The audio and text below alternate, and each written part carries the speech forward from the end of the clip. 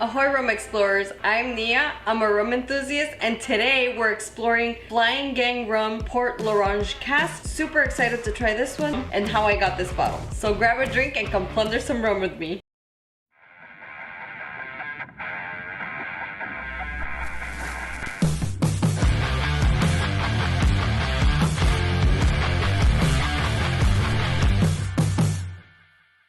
Got your drink? It's officially rum time. So today, again, we're exploring Flying Gang Rum. So I'm excited to try this.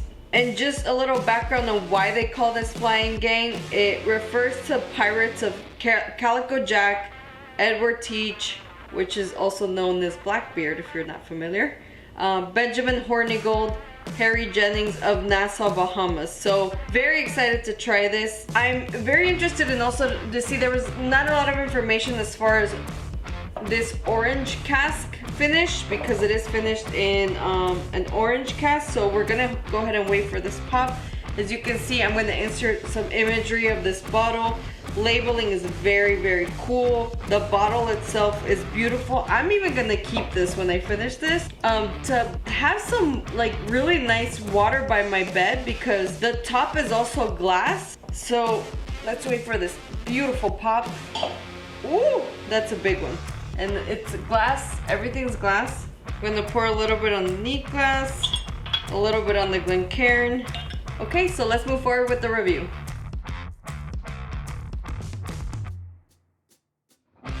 So if I'm not mistaken, I believe this is finished and aged not that long. I think it's like 6 to 8 months. And as far as the notes, there's some earthy note in there that's very interesting and not expected. I'm detecting this, obviously, an orange note in there. It's kind of giving me like a little bit of a cognac nose, but that's it for now. I don't think they add anything. Let me just double check this bottle. Nothing on the bottle. Yeah, nothing on the bottle. So it's got a great nose, and the more I nose it, it smells like a, you know, like a nice rum. Let's go ahead and try it. Cheers. So if you do want to see this coloring, this is a really light amber, quite beautiful. I'd say it's more like a champagne than an amber, and it is 40% or 80 proof, so it's got a little bit of heat, not too bad. On the palate, I'm also getting this nuttiness to it. I don't know how to explain it, but obviously at the back of the palate, the orangey citrus notes, quite enjoyable. Again, I don't know if they add anything to this. As far as the pricing, this was a gift. So how I got this bottle, our fellow pirate and rum reviewer, the River Pirate 13, he so kindly gifted me this bottle to try because he thought I was gonna enjoy it. So thank you to him. Go give him a shout out. I'll put his channel down below. If you have not subscribed to him, make sure you do so, because he has some amazing reviews, and he also dresses up like a pirate. So it's really cool to find people that kind of do the same thing I do, and we've met up. We have such a great time every time we meet up, which is amazing. As far as the rum type in the journal, this is gonna be a gold, because gold rums are either lightly aged or they have added colorings. I'm not sure about this one, so I'm gonna stick with the gold. I'm gonna say that this is a single blended rum. Then as far as the taste code, it's like a very well balanced rum. Like there's not a lot of profile, there's not a lot of heat. It's like perfect, like perfect amount of heat, perfect amount of profile. It is very unique though. There's like a nutty note in there that I can't put my finger on, and obviously the orange is coming through, but it's quite nice. It's quite refreshing. I could totally see this being like a pool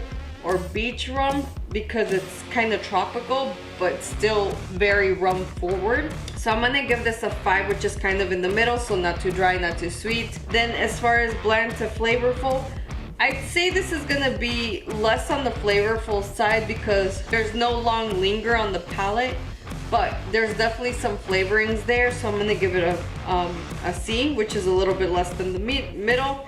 And then as far as the heat, it is 80 proof, so I did get a little bit of warmth, but not too much. When I originally started, I did give this a medium. I waited like 2 minutes and it stayed on the medium, so that was quite interesting. And the more it rests and oxidizes in the glass, it's quite interesting. Now I'm getting some very heavy cask notes, which is amazing. Very good. Now on the Glencairn, there's a lot of notes. So let's see the neat glass. You know, I'm kind of starting to get bored of this one because it really mutes the rum, which is really sad. Yeah, see, it doesn't smell like anything to me.